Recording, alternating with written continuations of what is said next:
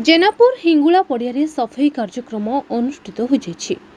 जजपुर जिला धर्मशाला अंतर्गत जेनापुर हिंगुला पड़िया प्रकाश बराल नेतृत्व में सफाई कार्यक्रम हो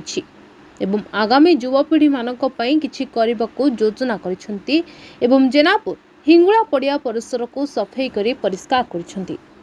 एवं ओडिया माटीर ओडिशार समस्त जनसाधारण ए कला संस्कृति भितरे बंची रहिछि बोली भाईचारार जो सांगठनिक पवित्र हिंगुला यज्ञ सरिबा उपलक्षे सफाई कार्यक्रम चली और सफाई करने सह आपण माने देखि पारुथबे ए भाईचारार संपर्क एवं प्रकाश बराल सहयोगी भाई माने